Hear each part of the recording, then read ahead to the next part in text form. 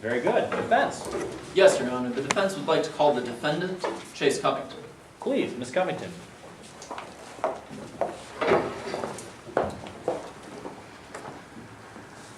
May I proceed? You may. Would you please state your name for the record? Hello, my name is Chase Covington. And what's your educational background, Ms. Covington? I graduated from Sawyer College back in the 90s and then came back to Midlands to go to their state university and attend law school. I graduated at the top of my class at both institutions. Ms. Covington, what's your current occupation? I am chair of the Midlands Gambling Commission.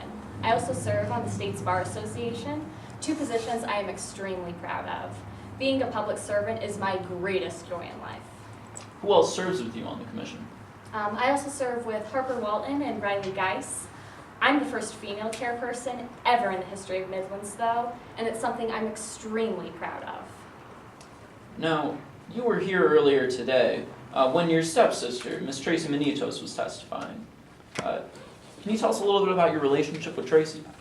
Sure.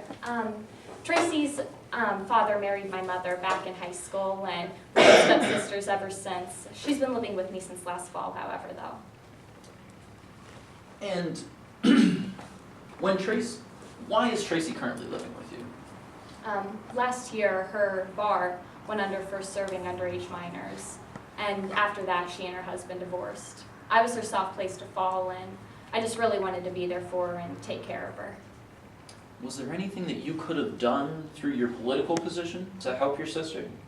There was nothing whatsoever, and even if I could have, Tracy needed to be treated equally in the court of law, just like anybody else in Midlands. Now, you said that you were the chairwoman of the Midlands Gambling Commission. What do you do as chairwoman?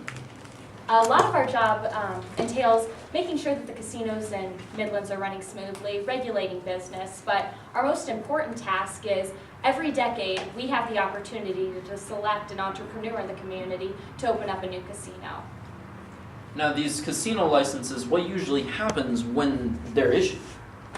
First, word spreads like wildfire. Everyone in Midlands is abuzz about it. And after that, we have proposals submitted to us by entrepreneurs in the community. Who usually applies? Usually people who have a lot of money and who can really fund the casinos, people who can make a go of it and we know will be successful in the future. This year, we specifically had two people, Shannon Stark and Avery Bancroft. What do you personally look for when you examine a proposal? I personally look for two things, passion and economic prosperity for the people of Midlands. Anyone can come up with a casino idea, but only a few people really have the passion that it takes to get a casino up and running, and that is so important for the citizens of Midlands. Why do you think economic prosperity is one of your most important reasons to vote for a casino? After a few years ago, Rockter World shut down and a lot of citizens in Midlands lost their jobs. A new casino in the area would really bring some joy back to the community, and that's exactly what Avery Bancroft's offered. So you wanted Avery Bancroft's offer to succeed then?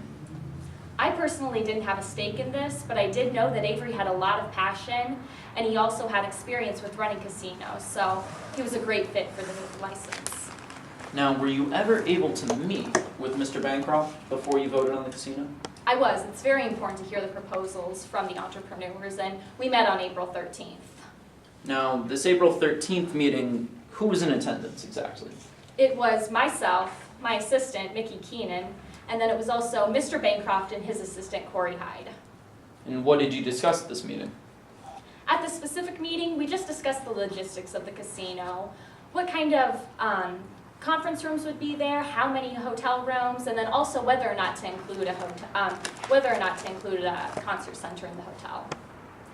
Anything out of the ordinary at all happened at this meeting? No, it was a pretty standard meeting, just hearing about the proposals before we make this major vote.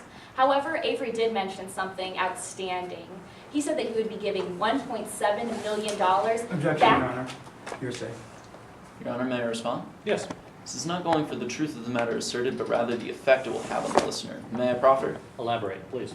Your Honor, the witness will then testify that Avery Bancroft then received a napkin from Officer Keenan. Officer Keenan would slide the napkin over to Mr. Bancroft. He would write a figure on that, and he would slide it back to Ms. Covington in response to these statements, Ms. Covington will tell you that this was in No, response to these I got statements. Yes. Response. The defense has not connected how Keenan's napkin has an effect in this case. Let's try again. Response. What's your response to hearsay? That's a response to relevance. You objected to hearsay, right? Yes, Your Honor. Okay, so why is it hearsay? It is hearsay because I will withdraw this objection. Okay, please proceed. Did anything out of the ordinary happen at this meeting at all? Nothing specifically. Like I said previously, it was a pretty standard business meeting, just hearing about what the plan for the casino was. But, like I said earlier, Mr. Bancroft offered to give $1.7 million back to the community. Money that Midlands was desperately in need of, and money that could really go to do great things in the community. You also mentioned that Mr. Keenan and Mr. Hyde or Ms. Hyde were at this meeting. What were they doing this whole time? They were both pretty relatively quiet. However, after Avery talked about this $1.7 million, Keenan slid the napkin over to Bancroft, and Bancroft wrote down a figure on this. He wrote down $150,000, which I thought would be the money he would be allocating to the Parks and Rec Foundation, a huge part of the government that I'm extremely interested in. I think the Parks and Rec Department is extremely important for Midlands. What did you do with this offer that Mr. Bancroft had given you? While I was very pleased that he would be giving money to the Parks and Rec Foundation, I thought that $150,000 was a little bit lowballing it, so I marked it out. I passed it back to him, and he marked it out and wrote $250,000 on it. What did Mr. Bancroft do with this new arrangement? He said that was fine, and he slid it across the table to me, and I put it in my pocket. I was very pleased that the Parks and Rec Department would be able to take that money and do great things for the community with it. Now I need to be very clear here, Ms. Covington. Do you benefit in any way directly from the Parks and Rec Foundation of Midlands receiving any money? No way whatsoever. I just love seeing the kids in the park playing and the old people in the park playing, citizens of Midlands getting to go out and just have a great time in the community of Midlands. Now, we've also heard some talk today about a briefcase exchange that may or may not have happened. Can you tell us if that is the case? Was there a briefcase exchange? I can tell you that there was no briefcase exchange between myself and Avery Bancroft whatsoever. Now, there was also a bank statement that you heard talked about today.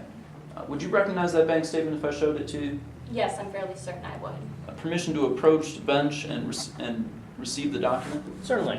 What are we looking for? The bank The statement? bank statement, Your Honor. Right. Bank statement?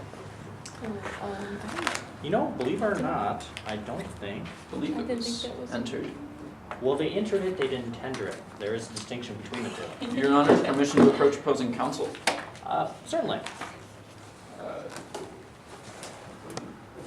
Unless I'm missing up there, I didn't see that. the bench never received a copy. Permission to You approach. can take it for now. Yes, Your Honor. Permission to approach the witness. Certainly. Thank you. Ms. Covington, can you identify what I've just handed to you? Yes, it's my bank statement from the month of April. And it's not been altered in any way, right? It's accurate? Pretty accurate to me, yes. Alright. Now, the prosecution made a point to identify a $200,000 deposit into your account. Can you explain that deposit for us today?